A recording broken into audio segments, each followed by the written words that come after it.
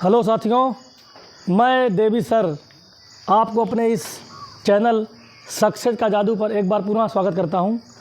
और कुछ तकनीकी कारणों की वजह से वीडियो बनाने बंद हो गए थे, उसके लिए मैं आप लोगों से दिल से माफ़ी चाहता हूं। और अब से कंटिन्यू वीडियो आपको मिलते रहेंगे, बीच बीच में हिंदी के वीडियो भी मिलते रहेंगे और मैथ के ऑलरेडी वीडियो मिलेंगे। जैसे मैंने पहले बताया था कि इस समय RO जिसको आप लोग बोलते हैं समीक्षा अधिकारी, इसकी परीक्षा होने वाली है जो संभवतः जुलाई महीने में होगी।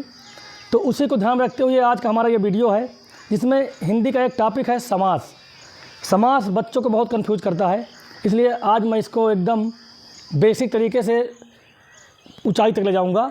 और ये वादा करता हूं कि अगर आप लोग इसको देख लेंगे तो आज के बाद समास में आपको कोई भी डाउट नहीं होगा। इसको सभी लोग एकदम ध्यान से देखेंगे, कोई भी टॉपिक इसका मिस नहीं करेंगे। अगर आप लोग बीच में मिस करेंगे तो फिर समझ में नहीं आएगा, और अगर एक बार देख लेंगे तो ये चैलेंज है कि आपको दोबारा किसी वीडियो को देखने की या किसी बुक से पढ़ने की आवश्यकता नहीं पड़ेगी। तो चलिए शुरू करते हैं आज का वीडियो, जो कि बेस्ड है हिंदी का वीडियो है समास। तो बेटा, सबसे पहले आपके मन में ये क्वेश्चन आता होगा कि समास है क्या चीज़। समास कोई शब्द है, समास कोई क्रिया है, ये कोई घटना है, समास है क्या चीज़। तो मैं बच्चों को बता दूं कि जो समास है, समास का मतलब होता है छोटा करना। जैसे हमने कहा कि वह कभी नहीं मरता, इतनी बड़ी बात है। जैसे कोई व्यक्ति है, उसके लिए बोल दें कि वह कभी नहीं मरता, या कहते हैं देवता कभी नहीं मरते। तो इतनी बात बोलने से अच्छा है कि आप बोल दें कि देवता अमर हैं। तो कभी नहीं मरते हैं, इसके लिए छोटा शब्द हो गया अमर है। तो जो कभी नहीं मरते हैं, इसको हमने छोटा कर दिया किस शब्द से, अमर शब्द से। तो यही हमारा हो गया समास। तो समास क्या हुआ, समास एक प्रक्रिया हुआ, समास एक क्रिया हुई। समास वह क्रिया है जिसके द्वारा दो या दो से अधिक शब्दों को मिला करके संक्षेप किया जाता है, उसका छोटा रूप किया जाता है। जैसे देखो, हमने डिफिनेशन लिखी भी है। डिफिनेशन ये है कि दो या दो से अधिक शब्दों को मिलाकर संक्षेप में लिखने की क्रिया को समास कहते हैं। तो समास एक प्रकार की क्रिया है जिसमें दो या दो से अधिक शब्दों को मिला करके उसको छोटा कर दिया जाता है। और जो समास है उसका अर्थ क्या होता है, तो समास का अर्थ होता है संक्षेप करना, अर्थात छोटा करना, लघु करना, या इसको हम बोल सकते हैं शॉर्ट कट करना, इंग्लिश बोल सकते हैं। तो समास एक प्रकार की वह क्रिया है जिसमें दो या दो से अधिक शब्दों को लिख करके उसका छोटा आकार बना दिया जाता है। इस क्रिया को समास कहते हैं। अगर समास करेंगे तो जो छोटा शब्द बनेगा उस शब्द को बोलेंगे समासिक पद या समस्त पद। जैसे इसमें लिखा भी है कि उसे जो इस प्रक्रिया में जो शब्द बनता है उसे समासिक पद या समस्त पद कहते हैं। और पुनः समासिक पद को तोड़कर शब्दों को अलग अलग करना समास विग्रह कहलाता है। तो जो शब्द से तमाम शब्द मिला करके हमने छोटा किया, उस शब्द को कहते हैं समासिक पद या समस्त पद।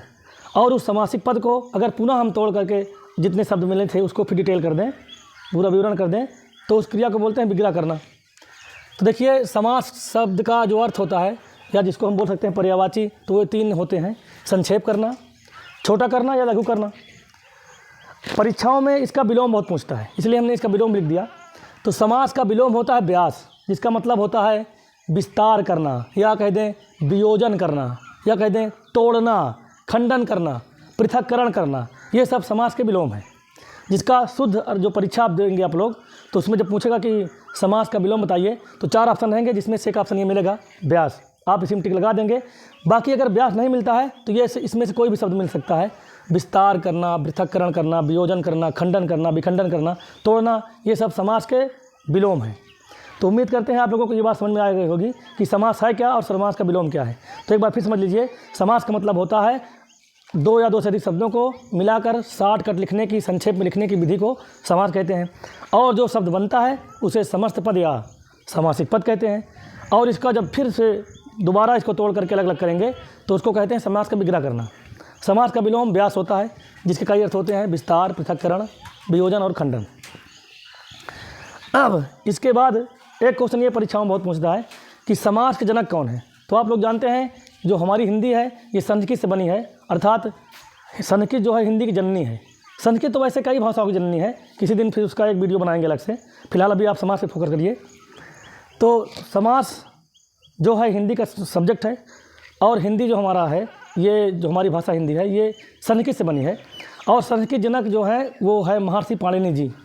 तो महर्षि पाणिनि की जो है उन्होंने एक पुस्तक लिखी है, उसका नाम है अष्टाध्यायी।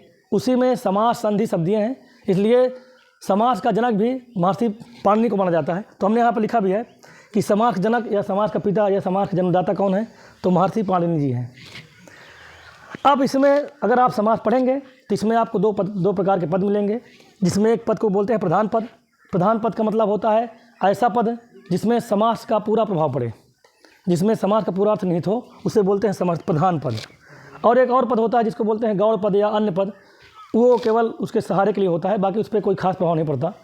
तो जो मेन रहता है उसको प्रधान पद बोलते हैं। जैसे गाँव में प्रधान होते हैं, प्रधान गाँव का मुखिया माना जाता है, उसी प्रकार इसको प्रधान पद या मुख्य पद कह सकते हैं।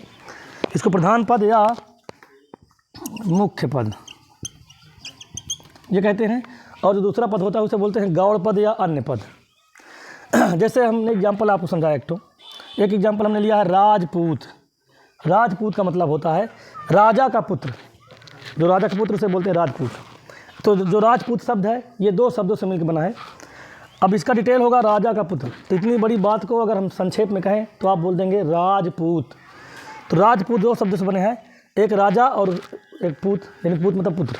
इसका अर्थ होगा राजा का पुत्र, जिसमें जो राजा शब्द है ये राज का मतलब राजा, तो ये राजा जो है आपका ये पूर्व पद है। पूर्व मतलब पहले वाला पद है।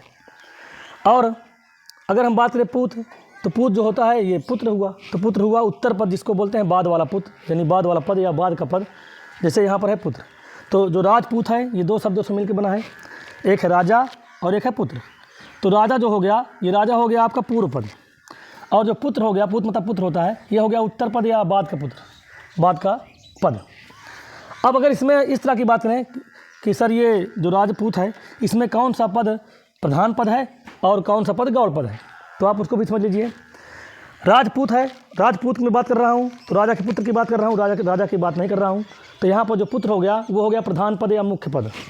तो जैसे इसमें बात करें कि राजपूत में कौन सा शब्द प्रधान पद है या कौन सा शब्द मुख्य पद है, तो आप बोलेंगे जो पूत है अर्थात जो पुत्र है वो आपका है ये वाला पद, ये वाला जो पद है ये आपका है प्रधान पद।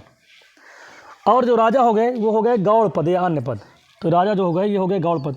अब बीच में एक शब्द आया है का, तो ये का जो है ये आपका कारक है। जब हम बताएंगे किसी वीडियो में कारक विभक्ति एक वीडियो बनाएंगे, उसमें बता देंगे कि विभक्तियाँ कैसे होती हैं, कारक कैसे होते हैं। फिलहाल आप ये ध्यान दीजिए कि जो राजा का पुत्र है ये राजा और पुत्र दो शब्दों से मिलकर बना है, जिसमें जो राजा है ये गौड़ पद है, क्योंकि राजा की बात नहीं हो रही, राजा के पुत्र की बात हो रही है। जो पुत्र है वो है आपका प्रधान पद। तो अगर राजपूत की बात करें तो इसमें प्रधान पद कौन हुआ, तो राजपूत में प्रधान पद हो गया पुत्र। और इसमें गौड़ पद कौन हुआ, जिसको हम अन्य पद के नाम से जानते हैं, तो हो गए राजा। अगर इस तरह बात करें कि इसमें पूर्व पद कौन है, तो पूर्व पद हो गए राजा, और उत्तर पद या बाद वाला पद कौन हुआ, तो वो हो गया पुत्र। तो उम्मीद करते हैं कि आप लोगों को ये बात समझ में आई होगी। ये एकदम बेसिक था, इसमें से परीक्षाओं में डायरेक्टली सीधे क्वेश्चन पूछता है। समास का अर्थ क्या होगा, तो आप कहेंगे संक्षेप करना। पूछेगा समास का विलोम क्या होता है, तो आप बताएंगे व्यास। समास के जनक कौन होते हैं, महर्षि पाणिनि जी। समास में कितने पद होते हैं, समस्त पद में कितने पद होते हैं, समासिक पद में कितने पद होते हैं, दो पद होते हैं, जिसको हम बोलते हैं पूर्व पद या प्रथम पद, और दूसरे वाले को बोलते हैं बाद वाला पद या उत्तर पद। अगर इस तरह पूछे कि जो समस्त पद है ये कितने शब्दों से बना है, तो दो शब्दों से। एक होता है प्रधान पद जिसको हम बोलते हैं मुख्य पद, और एक होता है गौड़ पद जिसे बोलते हैं अन्य पद। आप लोग इसका स्क्रीनशॉट लीजिए तो इसके आगे फिर चला जाए। लीजिए, देखिए साथियों, मैंने अभी आपको बेसिक बताया, अब चलते हैं उसके आगे समास के प्रकार में। तो देखिए, समास हिंदी में कुल 6 होते हैं प्रमुख रूप से। हिंदी में कुल प्रमुख रूप से 6 समास माने गए हैं, परंतु अगर बात की जाए प्रधानता के आधार पर, तो प्रधानता के आधार पर 4 ही प्रकार के होते हैं। इसमें बच्चों को बहुत कन्फ्यूजिंग रहता है, इसलिए आज हम इसको एकदम अच्छी तरीके से कन्फ्यूजिंग को दूर कर देंगे। तो चलिए वीडियो शुरू करते हैं। उससे पहले आप लोग एक बार इसका स्क्रीनशॉट ले लीजिए। चलिए देखिए बच्चों, समास के प्रकार। तो समास के प्रमुख रूप से कुल 6 भेद माने गए हैं, अर्थात कुल समास 6 प्रकार के होते हैं, जिनके नाम है, नंबर पहला है अव्ययी भाव समास। जिस समास को आप चाहें उसको पहले दूसरे पर लिख सकते हैं। ये कोई सीरियल क्रमांक नहीं है कि पहले पर अव्ययी भाव ही लिखें। अगर आप चाहें तो पहले बहुव्रीहि लिख सकते हैं, अगर आप चाहें तो पहले पर कर्मधारय लिख सकते हैं, जो आपकी इच्छा वो आप लिख सकते हैं। ये कोई क्रम नहीं होता है, बस कुल 6 होते हैं, इनको आप याद कर लीजिए बस। जिनमें पहला है, मान के चलते हैं, पहला नंबर है अव्ययी भाव समास, दूसरा नंबर है द्विगु समास, तीसरा द्वंद्व समास, चौथा कर्मधारय समास, पांचवा तत्पुरुष समास और छठा नंबर है आपका बहुब्रीहि समास। इन सभी 6 में से जो सबसे मोस्ट इम्पॉर्टेंट समास है और सबसे पावरफुल है वो है बहुब्रीहि समास। ये ऐसा समास है जो सभी नियमों को खा जाता है, अर्थात इस पर कोई नियम लागू नहीं होते। तो कैसे क्या होता है इसको आप आगे समझेंगे। पहले देखिए तो कुल समास के भेद अगर हिंदी में बात की जाए तो कुल 6 भेद हैं, जिनमें अव्ययी भाव समास जो है इसको कैसे पहचानेंगे, इसमें कैसे परीक्षा में क्वेश्चन आएंगे, इसके लिए देखो आगे बात करेंगे, पहले आप समझिए। तो अव्ययी भाव समास जो होता है उसमें जो प्रथम पद होता है वो प्रधान होता है और जिसको हम बोलते हैं प्रथम पद अवयव होता है। तो अगर परीक्षाओं में डायरेक्टली आपसे क्वेश्चन पूछता है कि ऐसा कौन सा समास है जिसमें प्रथम पद अवयव होता है या प्रथम पद प्रधान होता है, तो आप आँख मूंद कर टिक लगा देंगे अव्ययी भाव समास में। तो अव्ययी भाव समास में प्रथम पद प्रधान होता है या इसको बोलते हैं कि प्रथम पद अवयव होता है। दूसरा नंबर है द्विगु समास। द्विगु समास में उत्तर पद प्रधान होता है, इसमें पूर्व पद संख्यावाचक होता है। जैसे हम बात करें चौराहा, चौराहा का मतलब होता है 4 रास्तों का समाहार, तो इसमें चौ मतलब 4 हुआ, तो इसमें जो 4 होगा वो होगा गिनती यानी संख्यावाचक। तो द्विगु समास जो है इसमें प्रथम पद जो होगा वो होता है संख्यावाचक और बाद वाला जो होता है वो प्रधान होता है। जैसे रास्तों की बात हो रही है, चौराहा मतलब 4 रास्ते, तो चौ मतलब 4 गिनती हो गया, ये पहला पद हो गया, और रास्तों की बात होगी इसलिए ये उत्तर पद हो गया, प्रधान हो गया। इसी प्रकार जैसे अव्ययी भाव की बात करें, जैसे हो गया भर पेट, तो भर मतलब भरना, क्या, पेट माने पेट, तो इसमें प्रथम पद जो होगा वो होगा भर। अब भर का मतलब कुछ होता नहीं है, भर एक अवयव शब्द है। जैसे हो गया प्रति, जैसे प्रति मिला के बनेगा प्रत्येक, भरपेट, आजीवन, ये तो जिसमें आ हो गया, भर हो गया, ये सब हो गए अवयव। तो जिसमें प्रथम पद अवयव होगा जिसको हम बोलते हैं प्रथम पद प्रधान होगा तो वो हो गया अव्ययी भाव समास। जिसमें प्रथम पद गिनती होगा और उत्तर पद प्रधान होगा उसको बोलेंगे द्विगु समास। जिसमें दोनों पद मेन होंगे, दोनों पद प्रधान होंगे, उसे बोलते हैं द्वंद्व समास। जैसे माता पिता, तो माता भी प्रधान हो गए और पिता भी। जैसे अन्न जल, अन्न भी प्रधान हो गया, जल भी। सुख दुख, तो सुख और दुख दोनों प्रधान हो गए, तो इसमें इसको बोलते हैं द्वंद्व समास। अभी आगे हम इसको डिटेल में पढ़ाएंगे, पहले आप ओरल समझिए। उसके बाद हो गया कर्मधारय समास। इसमें भी उत्तर पद यानी उत्तर पद जो होगा वो प्रधान होगा, क्योंकि प्रथम पद इसमें होता है विशेषण। जैसे हम बात करें महात्मा, तो महात्मा का मतलब होता है महान है जो आत्मा, तो इसमें महान शब्द विशेषण है और आत्मा जो है वो विशेष है, अर्थात आत्मा जो है प्रधान शब्द है। तो महात्मा का मतलब हुआ महान है जो आत्मा, तो इसमें आत्मा जो है उत्तर पद हो गया और इसलिए ये प्रधान हो गया, क्योंकि आत्मा की बात हो रही है। कौन महान? आत्मा। और आत्मा कैसी है? महान है, इसलिए प्रथम पद हो गया विशेषण। इसके बाद तत्पुरुष समास। तत्पुरुष समास उत्तर पर प्रधान होता है। जैसे अगर हम बात करें, अभी मैं बताया था आपको कि प्रधानता के आधार पर बात करें तो समास को 4 भागों में बांटा गया है। प्रधानता के आधार पर समास को 4 भागों में बांटा गया बस। नंबर 1 अव्ययी भाव समास, दूसरा द्वंद्व समास, नंबर 1 अव्ययी भाव, दूसरा तत्पुरुष समास, तीसरा द्वंद्व समास और चौथा बहुब्रीहि समास। तो जो तत्पुरुष समास है उसी को फिर 2 भागों में बांट दिया गया, द्विगु समास और कर्मधारय समास। इसलिए तत्पुरुष समास में भी उत्तर पर प्रधान होता है, जैसे ये देखिए उत्तर पर प्रधान है। द्विगु समास में भी देखो उत्तर पर प्रधान है। कर्मधारय में भी, तो देखिए कर्मधारय में भी ये रहा आपका उत्तर पर प्रधान है।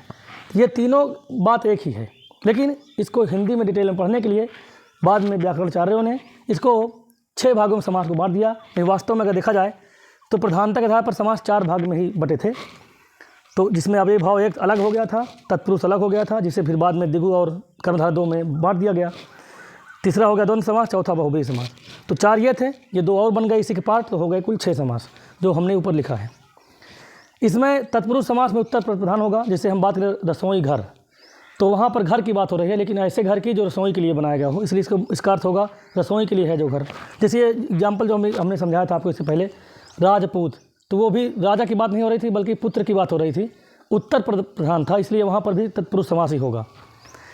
और एक होता है बहुब्रीहि समास, जिसमें दोनों पद अप्रधान होते हैं, अर्थात इसमें ना तो पहला पद प्रधान होगा और ना दूसरा, बल्कि इसमें कोई अलग एक तीसरा पद निकलेगा जो उसका अर्थ होगा वो प्रधान होगा। जैसे हम बात करें दशानन, तो दशानन का मतलब होता है 10 है आनन, आनन मतलब सिर, मुख, 10 हैं सिर जिसके, तो लोग सोचेंगे कि इसमें 10 गिनती आई है पहला पद, इसलिए ये होगा द्विगु समास, लेकिन ऐसा नहीं है।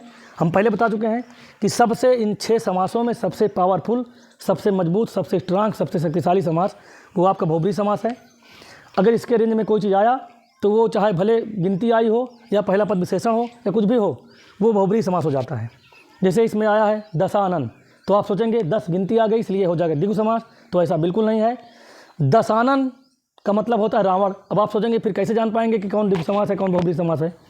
तो ऐसी बात या ऐसा शब्द जो पूरे संसार में, पूरे ब्रह्मांड में, पूरी पृथ्वी पर केवल एक हो, सबसे खास हो, उसमें बहुब्रीहि समास होता है, चाहे गिनती ही क्यों ना है। जैसे दशानन दुनिया में सिर्फ एक था जिसका नाम था रावण, तो इसलिए दशानन जो होगा वो होगा, भले गिनती पहले आई है लेकिन उसमें उसका अर्थ निकलेगा रावण। तो दशानन में ना तो 10 प्रधान है, ना तो आनन मतलब मुख्य प्रधान है, ना तो पूर्व प्रधान है, ना तो अंतिम पद, बल्कि इसका अर्थ निकलेगा रावण, वो प्रधान है। तो जिसमें दोनों अप्रधान हो, कोई भी प्रधान ना हो बल्कि उसका अर्थ प्रधान हो, उसे बोलते हैं बहुब्रीहि समास। जैसे एक और है चतुरानन। तो चतुरानन का मतलब होता है 4, आनन माने जिसके मुख हो, तो अर्थात 4 मुख वाले। तो 4 इसमें भी गिनती आ गई, लेकिन इसमें भी द्विगु समास नहीं होगा, क्योंकि चतुरानन का मतलब होता है 4 मुख वाले, जो कि ब्रह्मा जी के पास है। तो चतुरानन का मतलब होता है ब्रह्मा जी, तो इसमें भी आपका बहुब्रीहि समास होगा, द्विगु समास बिल्कुल नहीं होगा। जैसे एक और हो गया चतुर्भुज, तो आप सोचेंगे इसमें भी गिनती आ गई। तो चतुर्भुज का मतलब होता है 4 भुजाएं हैं जिसकी, अर्थात विष्णु जी, तो ये भी गिनती आया है, लेकिन इसमें ये भी बहुब्रीहि समास होगा, क्योंकि विष्णु जी ही हैं जिनकी 4 भुजाएं होती हैं। तो ऐसी कंडीशन हो जो किसी विशेष व्यक्ति के लिए हो, उस वहाँ पर आपका बहुब्रीहि समास होगा, चाहे भले गिनती क्यों ना आई हो। तो एक बार फिर से बेटा ओरल समझ लीजिए सब लोग। समास की प्रकार की बात करें तो समास प्रमुख रूप से कुल 6 प्रकार के माने गए हैं भेद इसके, जिसमें अव्ययी भाव समास, द्विगु समास, द्वंद्व समास, कर्मधारय समास, तत्पुरुष समास, बहुब्रीहि समास। जिसमें अव्ययी भाव समास में प्रथम पद जो होता है वो प्रधान होता है। आपसे परीक्षा में डायरेक्टली क्वेश्चन पूछेगा कि कौन से समास में प्रथम पद प्रधान होता है, तो आप बताएंगे अव्ययी भाव समास। जैसे एग्जाम्पल की बात करें तो भरपेट, आजीवन, अभी हम इसका डिटेल पढ़ाएंगे आगे, एक एक समास मैं पढ़ाऊंगा आपको, परेशान मत होइए। उसके बाद है दूसरा नंबर है द्विगु समास। इसमें उत्तर पद यानी बाद वाला पद प्रधान होता है। इसमें पहला पद संख्यावाची होता है, जैसे चौराहा, तो चौराहा मतलब 4 रास्ताओं का समूह, 4 रास्तों का समूह। तो यहाँ पर बात रास्तों की हो रही, इसलिए उत्तर पद मेन है, प्रधान है, लेकिन पहला पद गिनती आया है 4, इसलिए यहाँ पर द्विगु समास हो। जिसमें पहला पद गिनती हो, बाद वाला पद प्रधान हो, उसमें होता है द्विगु समास।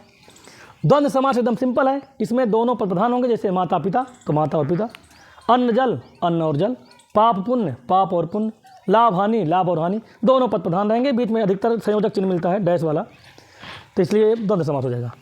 कर्मधारय समास में क्या होता है, इसमें भी उत्तर पद प्रधान होता है और इसमें पहला पद जो है वो विशेषण होता है। जैसे हम बात करें महावीर, तो वीर कितना, महा यानी महान वीर। जैसे और बात करें महात्मा, तो कैसी आत्मा, महान आत्मा। जैसे हमने कहा लाल मणि, तो मणि कैसी है, लाल, तो ये शब्द जो है लाल है, जैसे हो गया ये लाल, उसकी विशेषता हो गई मणि की, मणि कैसी है, लाल है, इसलिए यहाँ पर पहला पद जो विशेषण हो गया और बाद वाला पद प्रधान हो गया, क्योंकि बात लाल की नहीं हो रही है, बात मणि की हो रही है, तो मणि की बात हो रही है, इसलिए मणि हो गया प्रधान शब्द, उत्तर पर प्रधान हो गया, और लाल मणि कैसी है, लाल है, इसलिए लाल जो है शब्द वो हो गया विशेषण। जिसमें पहला पद विशेषण हो और उत्तर पद यानी बाद वाला पद प्रधान हो, उसमें होता है कर्मधारय समास। उसके बाद तत्पुरुष समास, उत्तर पद यानी बाद वाला पद प्रधान। जैसे हमने कहा रसोई घर, तो रसोई की बात हो रही है, घर की बात हो रही है, तो आप कहेंगे सर जी घर की बात हो रही है, कमरे की बात हो रही है, रूम की बात हो रही है, तो घर बाद वाला प्रधान ये हो गया, प्रधान हो गया, लेकिन किसके लिए, रसोई के लिए है, इसलिए यहाँ पर होगा बाद वाला प्रधान हो गया, यानी तत्पुरुष समास। जैसे हमने कहा घुड़सवार, तो घोड़े की बात कर रहे हैं कि जो बैठा है आदमी उसकी बात कर रहे हैं, सवार की बात हो रही है, घुड़सवार मतलब घोड़े पर है जो सवार, इसलिए यहाँ पर भी उत्तर पर प्रधान हो गया, यहाँ पर भी तत्पुरुष समास हो गया। राजपुत्र, राजा का पुत्र, यहाँ पर भी राजा की बात नहीं हो रही, उसके पुत्र की बात हो रही है, यहाँ पर भी तत्पुरुष समास हो गया। और जिसमें कोई भी पद प्रधान ना हो बल्कि किसी तीसरे की ओर संकेत हो, अर्थात कोई विशेष अर्थ निकले, वहाँ पर होता है बहुब्रीहि समास। जैसे हमने कहा गजानन, तो गज है के समान है, आनन माने सिर, तो गज के समान है सिर जिसके, तो यहाँ पर ना तो गज प्रधान हुआ यानी हाथी ना प्रधान हुआ, और ना ही आनन माने सिर प्रधान हुआ, बल्कि इसको बोलते हैं किनके पास गज की तरह मुँह है, हाथी तरह किनका मुँह है, तो आप सोचेंगे गणेश जी का, तो यहाँ पर संकेत हो रहा है गणेश जी की ओर, अर्थात इसमें भी कोई प्रधान नहीं था, बल्कि एक इसका अर्थ जो निकला वो प्रधान हुआ, इसलिए यहाँ पर होगा बहुब्रीहि समास। तो बेटा आप लोग इसको थोड़ा नोट करिए, स्क्रीनशॉट लीजिए, तो इसके हम आगे चलें तो आपको एक एक समास एक पढ़ाते हैं, और ये विश्वास करिए अगर आप इसको वीडियो को देख लेंगे पूरा अंत तक, तो कभी भी दूसरा वीडियो समास का देखने की आवश्यकता नहीं पड़ेगी, ये मेरा दावा है। अब हम पहुँचे हैं समास के प्रकार में, जो परीक्षाओं में डायरेक्टली आपसे प्रश्न पूछेगा। देखिए कैसे पूछता है क्वेश्चन परीक्षाओं में। परीक्षाओं में क्वेश्चन पूछेगा कि भरपेट में कौन सा समास है, लेकिन आप ऐसे कैसे जान पाएंगे, इसलिए आप पहले इसको पढ़िए। जब आप पढ़ लेंगे तो पूरा क्वेश्चन आराम से कर लेंगे। परीक्षाओं में पूछेगा भरपेट में कौन सा समास है, तो आप अगर पढ़े रहेंगे बता देंगे आप ये भाव समास। लेकिन कुछ लोग इसको रट लेते हैं कि भरपेट आएगा, आजीवन आएगा, यथासंभव आएगा तो उसमें मार देंगे बहु अव्ययभाव समास में। लेकिन ऐसा बिल्कुल नहीं है, इसको आप समझिए। क्योंकि आज के जो दौर में परीक्षाएं होती हैं उसमें जो शब्द आते हैं ऐसे आते हैं जो आप सुने नहीं होंगे। तो इसलिए यकीन मानिए, इसको पढ़ने के बाद आपको रटने की आवश्यकता कुछ नहीं पड़ेगी, आप बस केवल देखेंगे और टिक लगा देंगे। चलिए शुरू करते हैं वीडियो। जैसे देखिए अव्ययभाव समास कैसे पहचानेंगे, तो इसका तरीका ये है कि इस समास का पूर्व पद मतलब पहला वाला पद यानी प्रथम पद, वो अव्यय होता है। अब अव्यय का मतलब क्या होता है? अव्यय का मतलब होता है ऐसे शब्द जो पूरे नहीं होते हैं, टुकड़ों में होते हैं। जैसे अगर हम बात करें तो यथा का मतलब क्या होगा? यथा का मतलब अनुसार हो, वैसे इसका मतलब होता है अनुसार, के अनुसार। लेकिन यथा कोई शब्द पर्सनल नहीं है, अकेले नहीं आता। यथा जब आता है किसी के साथ में आता है। तो ऐसे शब्द जिनका कोई पर्सनल अस्तित्व नहीं होता लेकिन वो किसी शब्द के साथ आते हैं तो उनको बोलते हैं अवयव। तो इस समास में यानी अव्ययभाव समास में इस समास का जो पहला पद होगा वो अवयव होगा और वही प्रधान होगा। तो परीक्षाओं में क्वेश्चन पूछता है कि किस समास में प्रथम पद अवयव होता है, तो आप बताएंगे अव्ययभाव समास में। देखिए तो जैसे ये हो गया यथाशक्ति, तो इसमें यथा आया इसलिए यहाँ पर अव्ययभाव समास है। अब यथा हो गया, इसमें देखो प्रति हो गया, यथा हो गया प्रति। एक बार स्क्रीनशॉट लीजिए, समझाएं फिर। देखिए बेटा, इसमें यथा हो गया, इसमें होगा प्रति, इसमें भर, इसमें आ, इसमें फिर यथा, इसमें रातों रात, हाथों हाथ। ये थोड़ा अलग वैरायटी इसलिए हमने इसको लिखा है कि आज के दौर में ये परीक्षा में क्वेश्चन ज़्यादा इस तरह पूछते हैं। इसमें देखो आ हो गया, इसमें बे हो गया। ये सब जो हैं आपके अवयव हैं। जिस समास में प्रथम पद अवयव होता है, पूर्व पद अवयव होता है, पहला पद अवयव होता है, वो होता है अव्ययभाव समास। इसका अर्थ कैसे निकालेंगे, इसका विग्रह कैसे करेंगे? विग्रह का मतलब होता है इसका अर्थ निकालना, तोड़ देना पूरा। तो यथाशक्ति का मतलब होता है शक्ति के अनुसार, शक्ति के अनुसार, अर्थात जितनी आपकी शक्ति हो। जैसे नहीं पूछता है पंडित जी कथा सुनाते हैं तो पूछे ना कि कितना दान करोगे, तो आदमी कहता है यथाशक्ति, जितनी शक्ति हो, जितना सामर्थ्य हो। प्रतिदिन का मतलब होता है हर दिन, हर दिन मतलब होता है प्रत्येक दिन। इससे ना कोई बात आप करते हैं कि कब करेंगे, कह देंगे प्रत्येक दिन करेंगे, डेली करेंगे, रोज़ करेंगे, वही बात है। भरपेट का मतलब होता है पेट भर कर, पेट भर कर। आदमी कहता है ना कि आज हम दावत जाएंगे, बफर सिस्टम है तो पेट भर कर खाएंगे, भरपेट खाएंगे। तो भरपेट का मतलब होता है पेट भर कर। आजीवन का मतलब होता है जीवन पर्यंत तक, जीवन पर्यंत, अर्थात जब तक जीवन जिएगा तब तक, जब तक ज़िंदगी रहेगी तब तक। आदमी कहता नहीं कि आजीवन साथ निभाऊंगा, अर्थात जब तक ज़िंदगी रहेगी, जब तक लाइफ रहेगी, जब तक जीवन रहेगा तब तक साथ निभाऊंगा। तो आजीवन का मतलब होता है कि जीवन पर्यंत तक, अर्थात जीवन भर। यथासंभव का मतलब होता है जैसा संभव हो, यानी कि कह देंगे जितना संभव हो।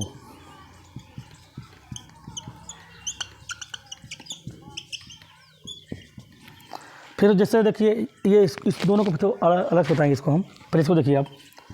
आमरण का मतलब हुआ, जैसे अभी बताए थे आजीवन, तो जीवन पर्यंत हुआ।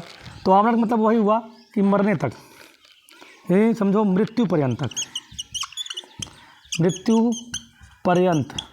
देखो दोनों का मतलब सेम है लेकिन थोड़ा शब्द अलग है, इसलिए हमने दोनों को ले लिया क्योंकि परीक्षाओं में बहुत पूछता ही है ये। बहुत दोनों शब्द बहुत बार परीक्षाओं में पूछे गए हैं, बहुत बार रिपीट होते हैं, इसलिए आप इसको देखिए। तो ये हो गया मृत्यु पर्यंत, अर्थात जब तक मृत्यु ना आए तब तक। बेशक का मतलब होता है जिसमें कोई शक ना हो, अर्थात शक के बिना, शक के बिना। जिसे आप लोग गांव भर में पूछते नहीं हैं, जैसे हमने कह दिया कि आज बाज़ार लगी होगी कि नहीं लगी होगी, तो कुछ लोग कहेंगे नहीं बाज़ार लगी होगी क्योंकि बारिश बहुत हुई है, फिर भी बाज़ार लगी होगी कि नहीं लगी होगी, तो कहेंगे नहीं बाज़ार लगी होगी, इसमें कोई शक नहीं है, अर्थात बेशक बाज़ार लगी होगी। तो बेशक का मतलब होता है जिसमें कोई शक ना हो, अर्थात शक के बिना। अब देखो इसमें आते हैं, तो रातों रात, हाथों हाथ, इसका अगर हो गया बात तो इसका मतलब होता है कि हाथ ही हाथ में काम कर लिया जाए, रात ही रात में हाथ में काम हो जाए, दिन ना होने पाए। जैसे हमने बात किया रातों रात, रातों रात का मतलब हुआ कि रात भर में ही काम हो जाए, अर्थात रात ही रात में। जैसे हमने कहा हाथों हाथ, हाथों हाथ का मतलब है कि हमने अपने हाथ से तुम्हारे हाथ में रख दिया, अर्थात हाथ से हाथ में काम हुआ तो वो हो गया हाथों हाथ। तो इसका अर्थ होगा रातों रात का, रात ही रात में, रात ही रात में। इसी प्रकार हाथों हाथ का मतलब होगा हाथ ही हाथ में, हाथ ही हाथ में। तो बेटा इससे ज़्यादा टफ क्वेश्चन परीक्षाओं में नहीं आते हैं। मैंने टफ से टफ क्वेश्चन उठाए हैं और आपको समझाने का पूरा प्रयास किया है। अगर आप इसको ठीक से पढ़ लेंगे, अगर वीडियो समझ में ना आए तो उसको एक बार आप पूरा पुनः रोक करके पीछे से फिर दोबारा देखिए। 2 बार देखेंगे, 3 बार देखेंगे तो पक्का समझ में आएगा। और अगर एक बार ठीक से देख लिए तो दोबारा किसी वीडियो को देखने की आवश्यकता नहीं पड़ेगी इस टॉपिक की और ना किसी बुक की। चलिए इसको नोट करिए, उसके बाद फिर अगला पढ़ाते हैं। देखिए बेटा, अभी आप लोगों ने अव्ययी भाव समास सीखा, अब आप सीखेंगे द्विगु समास। तो सबसे पहले आप जानते हैं कि द्विगु समास होता क्या है। देखिए द्विगु समास क्या होता है, कैसे पहचानेंगे।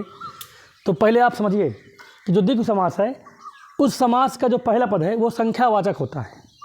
द्विगु समास का पहला पद गिनती वाला होता है, जिसमें अंक गिनती जैसे चौ, त्रि, द्वि इस तरह के क्वेश्चन मतलब आएंगे, शब्द आएंगे।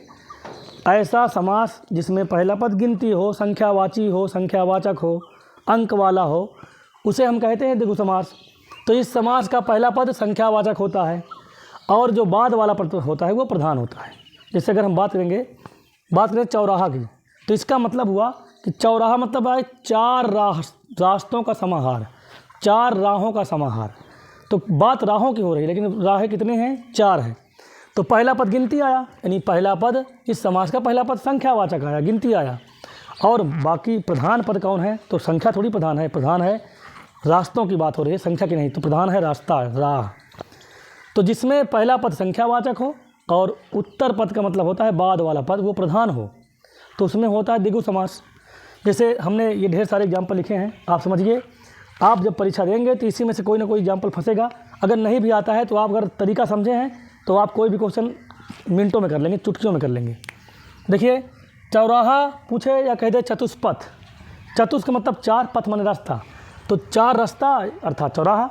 तो चाहे चौराहा कहे और चाहे चतुष्पथ कहे, दोनों का मतलब सेम होता है। ये समासिक पद हुए। इनका विग्रह जब करेंगे आप तो कैसे होगा? विग्रह का मतलब होता है इसका अलग अलग कर देना पार्ट, अर्थात इसका विग्रह का मतलब होता है इसको डिटेल में कर देना पूरा। अलग करना डिटेल में एक बात है। इसका अर्थ निकालेंगे, विग्रह का मतलब होता है अर्थ निकालना, तो इसका अर्थ होगा 4 राह लिख दो, चाहे रास्ता लिख दो, बात एक है। 4 राहों ले लिख दो, रास्तों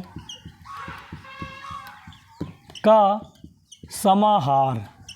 समाहार का मतलब होता है मिलान, समूह। तो जहाँ पर 4 रास्ते मिलेंगे, जहाँ पर 4 गलियाँ मिलेंगी, उसे हम बोलेंगे चौराहा ना। आप लोग जानते भी होंगे मार्केटों में या किसी बड़े नगर में चौराहा होते हैं। आपके गांव के आसपास भी चौराहा होंगे। गांव में तो 3 रास्तों को भी चौराहा लोग बोल देते हैं, लेकिन वास्तव में चौराहा नहीं है, वो तिराहा है।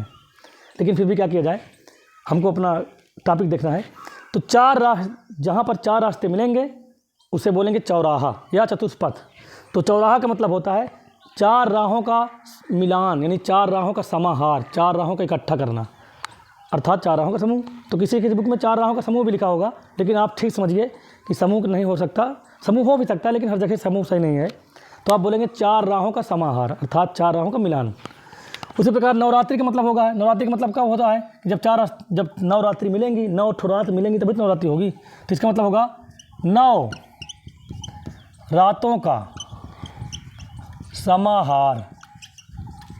तो आप देख सकते हैं यहाँ पर 9 आया, 9 मतलब गिनती, यहाँ पर भी 4 मतलब 4 यानी गिनती। तो जिसमें पहला पद गिनती होगा, इस समास का पहला पद गिनती मतलब संख्यावाची होगा और बाद वाला पद में होगा, प्रधान होगा, तो उसे बोलेंगे द्विगु समास। एकदम सिंपल है। त्रिफला का मतलब हो गया 3 फलों का समाहार। अष्टाध्यायी का मतलब हुआ, अष्ट माने 8, अध्याय माने अध्याय, अर्थात ऐसी पुस्तक जिसमें 8 अध्याय हों। तो पढ़ने लिखी थी ना एक पुस्तक, बताए थे हम अष्टाध्यायी, उन्हीं की पुस्तक का नाम है ये। लेकिन यहाँ पर अष्टाध्यायी का मतलब हुआ 8 अध्याय को समाहार। तो आप लिख देंगे 8 अध्यायों का समाहार। अगर आप चाहें तो इसको बहुब्रीहि समास भी बना सकते हैं। अब सोचेंगे सर जी कैसे बनाएंगे? तो 8 अध्यायों का समाहार हो जिसमें, अर्थात एक विशेष पुस्तक है, तो ये हो जाएगा फिर बहुब्री समास, क्योंकि अगर कोई भी बात हो, अगर किसी विशेष व्यक्ति की ओर या किसी विशेष वस्तु की ओर अगर इशारा करती है, उसका अलग अर्थ बनाती है, तो वो हो जाता है बहुब्री समास। तो अष्टाध्यायी अगर हम बनाएंगे इसका, जैसे विग्रह इस तरह बनाएं कि 8 अध्यायों का समाहार हो जिसमें, या कह दे 8 अध्याय हो जिसमें, अर्थात एक विशेष पुस्तक, तो ये हो जाएगा बहुब्री समास। लेकिन जनरली इसको हम इसी ऐसे ही बनाते हैं। अगर आप ऑप्शन में द्विगु समास दिया तो आप द्विगु समास ही मारेंगे, तो ये हो जाएगा आपका 8 अध्यायों का समाहार, द्विगु समास, क्योंकि पहले गिनती आ गई 8। त्रिभुज का मतलब होता है, त्रिभुज का दूसरी भाषा में बोलते हैं त्रिकोण, क्योंकि त्रिभुज में 3 भुजाएं भी होंगी, 3 कोण भी होंगे। तो अगर 3 त्रिकोण परीक्षा में आता है तब भी द्विगु समास होगा, और त्रिभुज आता तब भी द्विगु समास होगा, लेकिन विग्रह दोनों का अलग बनेगा। इसका बनेगा 3 कोणों का समाहार और इसका बनेगा 3 भुजाओं का समाहार। तो मैं इसके हिसाब से बना देता हूँ, बाकी आप जान लीजिए। त्रिभुज का मतलब होगा 3 भुजाओं का समाहार, 3 भुजाओं का समाहार। शताब्दी का मतलब हुआ 100 वर्षों का समाहार। जब 100 वर्ष पूरेंगे तभी होती है एक शताब्दी। जैसे इस समय 2025 चल रहा है, तो ये चल रही है 21वीं शताब्दी, और जब 2025 2026 इस तरह होकर के हो जाएगा 2099, फिर 99 के बाद हो जाएगा फिर 2100 हो जाएगा। तो 2100 जब हो जाएगा तो 21वीं शताब्दी पूरा हो जाएगी, फिर चलेगी 22वीं शताब्दी। तो बेटा शताब्दी का मतलब होता है 100 वर्षों का समाहार। सप्ताह का मतलब हुआ 7 दिनों का समाहार। आप लोग इसको जानते होंगे, 7 दिनों, जैसे नहीं सोमवार मंगलवार बुधवार, सोमवार मंगलवार बुधवार बृहस्पतिवार शुक्रवार शनिवार और रविवार, ये 7 दिन होते हैं, इसी को बोलते हैं सप्ताह। सप्ताह का मतलब होता है 7 दिनों का समाहार। उसी प्रकार पंचवटी का मतलब होता है 5 वटों का समाहार।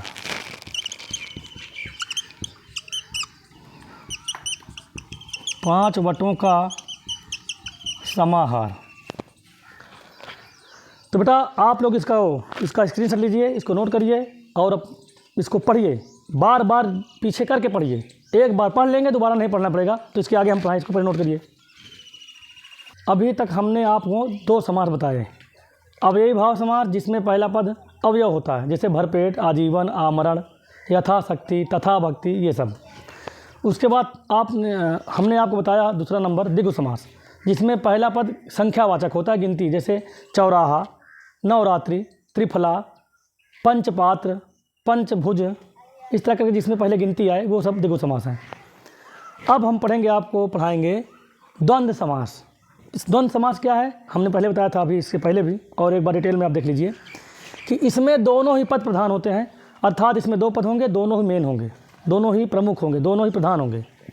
इसमें दोनों ही पद प्रधान होते हैं और अधिकांशतः मतलब ये होता है, जैसे अगर आपके पास 100 एग्जाम्पल दिए जाएँ इस समास के, तो उसमें से लगभग 90 एग्जाम्पल अर्थात 90 एग्जाम्पल जो है, उन एग्जाम्पलों में दोनों पदों के बीच में, दोनों शब्दों के बीच में, दोनों पदों के बीच में योजक चिन्ह आएगा, अर्थात डैश का चिन्ह आएगा, जिसको आप लोग बोलते हैं डैश का चिन्ह।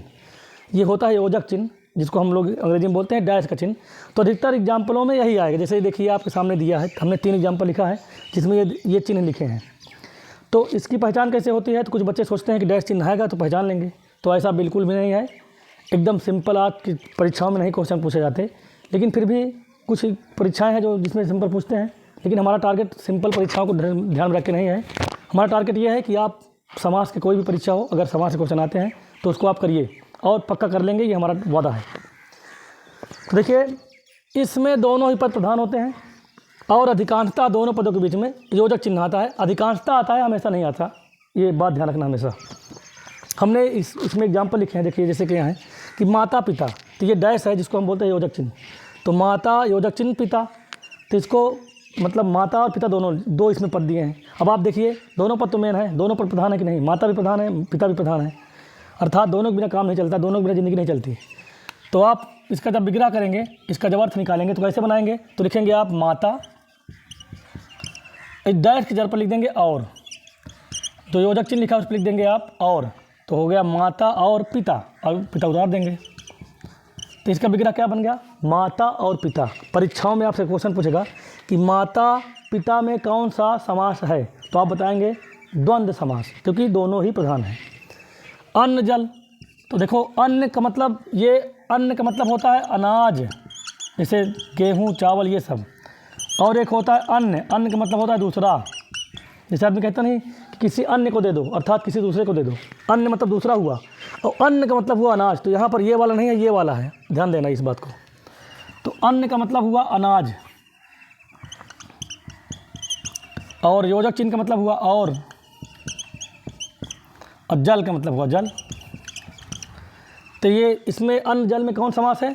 द्वंद्व समास। विग्रह कैसे करेंगे इसका, अर्थात अर्थ कैसे निकालेंगे, कैसे तोड़ेंगे, तो आप बताएंगे अन्न और जल। तो इसी प्रकार देखिए पाप पुण्य, तो बेटा पाप भी प्रमुख है, पुण्य भी है, दोनों पर प्रधान हुए। तो इसका विग्रह बनाएंगे तो जगह पाप और योजक पर लगाएंगे और पुण्य। अब देखिए जैसे इस तरह का और हो सकता है जल थल, तो जल और थल, स्त्री पुरुष, स्त्री और पुरुष, पिता पुत्र, पिता और पुत्र, राजा रानी, राजा और रानी, दिन रात, दिन और रात, बहुत ढेर सारे एग्जाम्पल हो जाएंगे और उस तरह के एग्जाम्पल आप कर लेंगे तो कुछ नया थोड़ा सीखने को क्या मिलेगा, आप उसको देखिए। जैसे परीक्षा में आ गया क्वेश्चन देवासुर, और ये बहुत बार परीक्षाओं में पूछा जा चुका है क्वेश्चन, ये दोनों हमने लिखे हैं, दोनों बहुत बार पूछ चुका परीक्षा में। तो देवासुर का मतलब हुआ, अगर आप संधि पढ़े होंगे तो आप जानते होंगे देव प्लस असुर। देव में होता है छोटा की मात्रा और असुर में होती है छोटा की मात्रा। तो जब छोटा छोटा, अगर छोटा हो या तो छोटा के बाद बड़ा हो, या बड़ा के बाद छोटा हो, या बड़ा के बाद बड़ा हो, अर्थात दोनों आ हो, तो ये मिल जाएगा बड़ा बन के बनेगा। ये होता है दीर्घ संधि। संधि का वीडियो हम अपलोड करने वाले हैं बहुत जल्द, तो आप संधि में डाउट नहीं होगी, मगर फिलहाल आप इतना जानते होंगे। अगर आप कंपटीशन तैयारी कर रहे हैं तो आप हाई स्कूल में, इंटर में ज़रूर संधि पढ़े होंगे, तो इतना तो ज़रूर पढ़ाया होगा कि अगर एक ही वर्ण एक प्रकार के आए तो उसका दीर्घ वर्ण हो जाता है। जैसे आ मिला के हो जाएगा बड़ा आ, ई मिला के हो जाएगी बड़ी ई, ऊ मिला के हो जाएगा बड़ा ऊ। तो देव में छोटा आ और असुर में छोटा आ जब मिलाएंगे तो बन जाएगा बड़ा आ। इसका जब संधि करेंगे तो हो जाएगा दा, दम है की मात्रा दे, और वाह उतार देंगे, इसमें की छोटा की मात्रा और इसमें की छोटा की मात्रा मिला के बन गई बड़ा की मात्रा, और उतार देंगे सुर, तो क्या बनेगा देवासुर। अर्थात देवासुर का मतलब होता है, देवासुर का मतलब होता है देव और असुर। तो बेटा देव और असुर, देव का मतलब देवता, असुर मतलब राक्षस। तो ये दो शब्दों से मिलकर बना है, दोनों ही प्रधान हैं। जैसे देखो इधर पाप पुण्य तो दोनों ही प्रधान थे, अन्न जल दोनों ही प्रधान थे, माता पिता दोनों ही प्रधान थे, दोनों पद थे, दो पद थे कि नहीं। उसी प्रकार इसमें भी दो पद हैं, देव और असुर। ये लेकिन छिपा है, इसका जब हम विग्रह बनाएंगे तो क्या बनेगा देव प्लस असुर। अच्छा लिख दो देवता प्लस असुर, बात एक है। इस तरह लिखिए, या तो इस तरह लिख दो कि देवता और असुर, तब भी सही है। इसको देख के कन्फ्यूजिंग मत होना, देव प्लस असुर लिखो या लिख दो देवता प्लस असुर, दोनों बात सेम है। या लिख दो देव प्लस असुर या देव और असुर, सब ठीक है। इसी प्रकार इसको देखो, धर्म अधर्म का मतलब होता है, इसमें लिखा है धर्म प्लस अधर्म, क्योंकि धर्म में छोटा की मात्रा है और अधर्म भी छोटा की मात्रा है, तो मिला के बनेगा बड़ा। ये हो जाएगा धर्म, छोटा की मात्रा और छोटा की मात्रा मिला के बनेगा बड़ा की मात्रा, तो हो जाएगा धर्मा, और बचेगा आगे धर्म, तो हो गया धर्माधर्म, ये बन गया। अर्थात ये भी दो शब्द से मिलकर बना है, धर्म और अधर्म। तो इसका विग्रह होगा धर्म प्लस अधर्म, या लिख दो धर्म और अधर्म, जो आपकी इच्छा। इन दोनों का आप बहुत ध्यान समझेंगे, क्योंकि बहुत थोड़ा टफ है ये क्वेश्चन। उसके बाद देखिए थोड़ा और हार्ड देखिए, जैसे 32 हो गया तो आप सोचेंगे ये तो गिनती आ गई, अब गिनती आ गई द्विगु समास हो जाएगा, तो ऐसा बिल्कुल नहीं है। अगर 32 लिखा है तो ये बिल्कुल द्विगु समास नहीं है। ये द्विगु समास तब होता जब पहला पद 32 होता और उसके बाद कोई और पद होता है एक, जैसे चौराहा का मतलब होता है चार और राहा का मतलब रास्ता, तो चौ तब आता है जब उसके बाद में रास्ता आता हो। जैसे नवरात्रि, तो नौ के बाद क्या आता है रात्रि, अर्थात कोई बाद वाला पद प्रधान होना चाहिए। इसमें तो कोई बाद वाला पद है ही नहीं, केवल 32 है, केवल 32 है, केवल 24 है, इसमें दो पद नहीं हैं। तो अगर ध्यान देखिए दो पद हैं लेकिन दोनों गिनती हैं, तो दोनों तोड़ कैसे बनेंगे, तो हो जाएगा 32 का मतलब होता है, जब कक्षा 1 में आप थे तो आपको पढ़ाया गया होगा कि 30 3 दहाई 2 इकाई 30 2 32। तो इसमें दो शब्द हैं, एक दहाई का और एक इकाई का। अगर ये भी आप नहीं जानते हैं तो ये समझिए कि 32 का मतलब होता है 30 और 2। तो बेटा इसका क्या अर्थ होगा, इसका अर्थ हो जाएगा 30 और 2, इस तरह लिख देंगे इसको, 30 और 2 ही 32 होता है। इसलिए ये भले गिनती है लेकिन गिनती अकेले है, गिनती के बाद कोई प्रधान पद नहीं है, आगे कोई पद नहीं है, इसलिए ये द्विगु समास नहीं है, बल्कि क्या है द्वंद्व समास है, क्योंकि 32 का मतलब होता है 30 और 2। उसी प्रकार 24 का मतलब हुआ 20 और 4। अब कोई भी संख्या पूछ ले, इसे पूछ ले 36 तो लिख देंगे 30 और 6, 15 तो 10 और 5। ये सब क्या है? ये सब हैं द्वंद्व समास। और जैसे हम पूछे त्रिफला, तो ये मत सोचना कि वो भी द्वंद्व समास है, 3 और फला। 3 और फल क्या है? त्रिफला का मतलब हुआ 3 फलों का समाहार।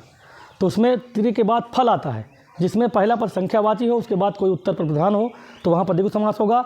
और जब कोई गिनती ही दिया है तो उसको आप तोड़ लेंगे 2 भागों में, तो हो जाएगा द्वंद्व समास। जैसे अगर हम बात करें 18 तो हो जाएगा 10 और 8। तो ये जिसको दोनों पद मेन हुए, जिसमें दोनों पर प्रधान हुए, वो हो, इसमें दोनों पर प्रधान होते हैं, वो होता है द्वंद्व समास। हाँ, अधिकांशतः शब्दों के बीच में डैश चिन्ह होता है, लेकिन सब में नहीं होता है, इसलिए हमने लिखा है कि इसमें अधिकांशतः दोनों पदों के बीच में जो तक चिन्ह होता है, सब में नहीं। देखिए बेटा, ये थोड़ा गड़बड़ी हो गई थी, इसको आप लोग अधर्म बना लीजिए, क्योंकि धर्म और धर्म 2 था, धर्म और अधर्म अभी हम समझाया था, तो इसको सही कर लीजिए, हो जाता है कभी कभी। चलिए छापिए, उसके बाद फिर बताएंगे। मैं तो चाहता था तुम्हें और भी इसका पूरा पढ़ा दूँ, लेकिन मैं जानता हूँ कि वीडियो ज़्यादा लंबा हो जाएगा तो आपको मज़ा नहीं आएगा, इसलिए समास को 2 पार्ट में रखते हैं। एक पार्ट में हमने समास का बेसिक समझाया और समास के प्रकार समझाए, और उसमें 3 समास हमने आपको समझाया अच्छी तरीके से। इसका अगला वीडियो जब आएगा तो उसमें तीनों जो समास बचे हैं, क्योंकि समास कुल 6 थे, जिसमें हमने 3 आपको कवर किया, इसमें जो 3 समास और हैं उसको अगले वीडियो में कंप्लीट कर देंगे, ताकि लंबा वीडियो ना होने पाए। और उसमें कुछ ऐसे क्वेश्चन भी रखेंगे जो परीक्षाओं के लिए बहुत महत्वपूर्ण हैं। तो बस आज का जो है इतना ही था। उससे पहले मैं उन बच्चों को कहना चाहता हूँ कि जो लोग पढ़ाई से भागते हैं और जंगल चोरी करते हैं, देहाती भाषा में बोलें तो आप लोग बेटा पढ़ाई से मत भागिए, क्योंकि शिक्षा ही ऐसी वस्तु है, या ऐसी विचार है, या ऐसा यंत्र है, या ऐसा साधन है जिसके द्वारा आप समाज को, संसार को, यानी सबको जीत सकते हैं। शिक्षा बहुत ज़रूरी है। जो लोग नहीं पढ़े होते हैं उनसे पूछिए, अपने माता पिता से पूछिए, वो लोग शिक्षा का कितनी वैल्यू समझते हैं। अब वो चाहते हैं कि हमारा बच्चा, हमारा लड़का, हमारी लड़की, हमारे जिगर के टुकड़े, हमारे जिगर की छल्लियाँ, ये पढ़ लिख कर कुछ आगे बढ़ें, क्योंकि हमने जो तकलीफ़ें झेली है ज़िंदगी में, वो हमारे बच्चे ना झेलें। लेकिन आप लोग समझते नहीं इस बात को। इसलिए बेटा पढ़िए, पढ़ाई कोई शॉर्टकट नहीं होता है, और हमेशा अच्छे से अच्छा कंटेंट ढूंढ कर पढ़िए, क्योंकि बिना रास्ते पर या बिना टारगेट पर की गई पढ़ाई कोई मतलब नहीं रखता। और अच्छा से अच्छा खोजने की कोशिश करो, हमेशा अच्छे से अच्छा ढूंढने की कोशिश किया करो, क्योंकि दुनिया में बहुत से रास्ते हैं, बहुत से चैनल हैं, बहुत सी वीडियो हैं, बहुत सी किताबें हैं, लेकिन आप अपने हिसाब से ढूंढिए जो आपको समझ में आए और पूरा समझ में आए, तो आपका जल्दी कल्याण होगा और आप जल्दी से मंजिल पहुँचेंगे। तो हमारा आप लोगों का आज का एक मोटिवेशन लाइन है, बस थोड़ा सा कहना है कि हमेशा बेहतर से बेहतर की तलाश करो, हमेशा बेहतर से बेहतर की तलाश करो। मिल जाए नदी तो समंदर की तलाश करो, हमेशा बेहतर से बेहतर की तलाश करो। मिल जाए नदी तो समंदर की तलाश करो। टूट जाता है शीशा एक पत्थर की चोट से, टूट जाता है शीशा एक पत्थर की चोट से। टूट जाए पत्थर ऐसा शीशा तलाश करो, ऐसा शीशा तलाश करो। तो सो गाइज, आज का वीडियो आप लोग अपने दोस्तों को शेयर कीजिए, खुद इसको देखिए, अगर समझ में ना आए तो 2 बार 3 बार वीडियो को देखिए।